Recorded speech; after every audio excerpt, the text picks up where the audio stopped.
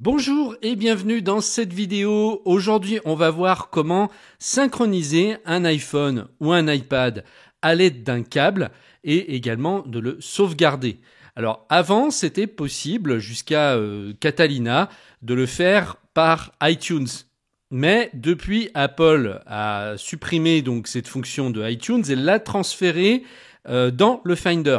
Et je vais vous montrer comment procéder. Alors c'est vrai qu'aujourd'hui, iCloud fait automatiquement la synchronisation et la sauvegarde. Mais ça peut être utile de le faire avec un câble si vous avez des problèmes avec le cloud, peu importe. Donc là, moi, je vais faire la démonstration avec l'iPhone.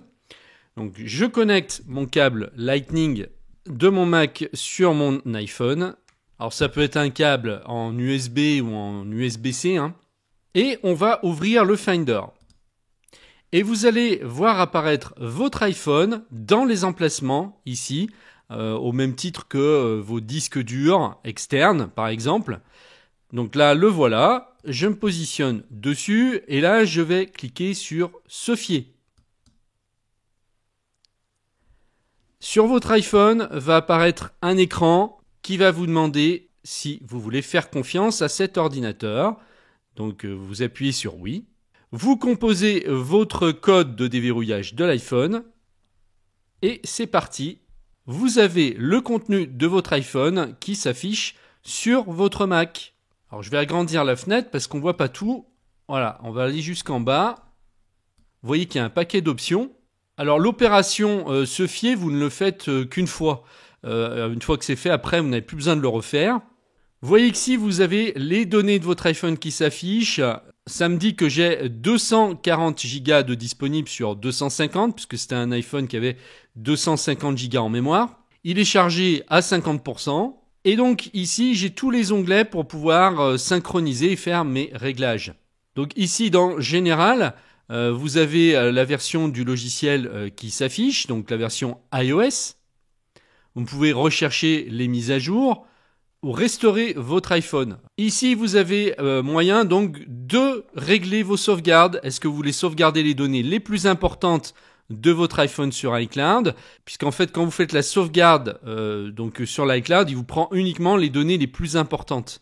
Par contre, si vous voulez, vous pouvez faire une sauvegarde intégrale de toutes les données de votre iPhone sur ce Mac en cochant ici. Et là, il va vraiment vous cloner complètement le système de l'iPhone avec toutes les données, les réglages, etc. Ici, il vous demande si vous voulez chiffrer la sauvegarde locale. Les sauvegardes chiffrées protègent les mots de passe et les données personnelles sensibles. Moi, je vous conseille de le faire. Et là, vous choisissez un mot de passe pour la sauvegarde de votre iPhone. Vous le confirmez. Et vous pouvez, si vous voulez, conserver ce mot de passe dans le trousseau, là où tous les mots de passe sont conservés. Donc oui, je vais laisser comme ça. Donc définir le mot de passe. Sur votre iPhone, il va vous demander de saisir le code de déverrouillage encore. Et c'est parti. La sauvegarde est en train d'être effectuée. Donc vous voyez ici, vous pouvez régler toutes sortes d'options, donc en cochant ou en décochant. Et puis pendant que la sauvegarde est en train de se faire, on va regarder le reste. Donc si on va sur l'onglet musique, vous voyez que vous pouvez synchroniser donc toute la musique de votre Mac sur l'iPhone. Donc si vous avez mis des morceaux de musique dans iTunes, eh bien vous allez pouvoir en cochant ici les synchroniser sur votre iPhone. Alors l'intérêt c'est que vous n'avez pas besoin de prendre un abonnement à iCloud pour faire ça. Si vous passez par le câble, eh bien c'est gratuit. Alors on va le faire. Et là, il nous demande si on veut synchroniser toute la bibliothèque musicale ou seulement choisir les artistes, les albums, les genres et playlists sélectionnés. Dans ce cas, eh bien, vous devrez cocher ce que vous voulez synchroniser. Donc artiste, album, genre ou par playlist.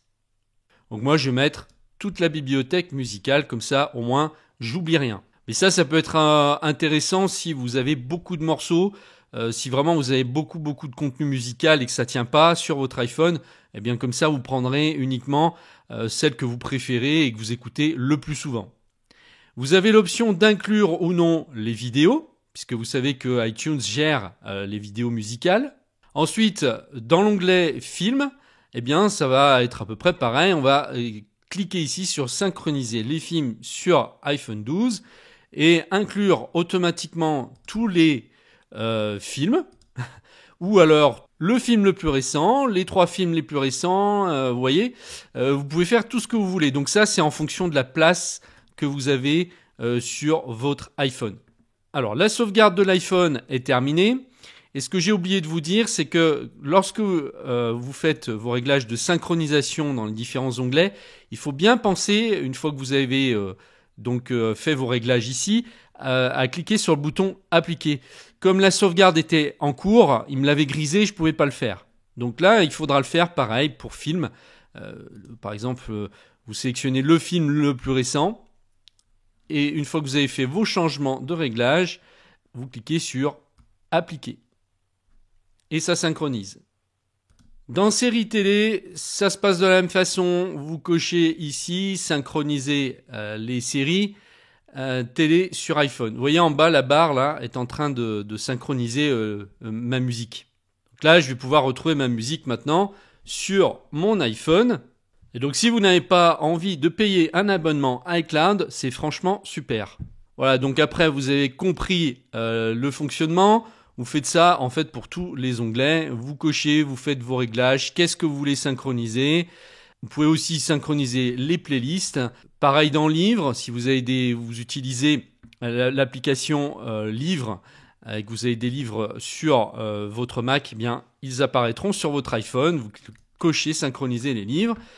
Pareil pour les photos, sauf que moi, en fait, j'ai activé la synchronisation par iCloud et donc là, il m'explique que c'est pas possible.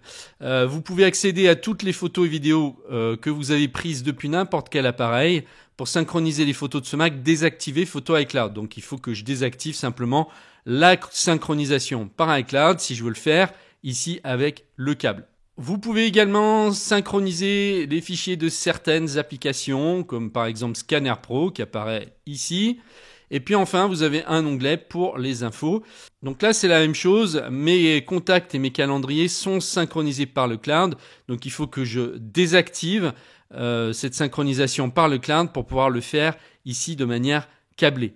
En tout cas, la bonne nouvelle, c'est que si vous n'avez pas pris d'abonnement iCloud payant, vous n'aurez que 5 gigas, ça va être très juste pour faire les synchronisations.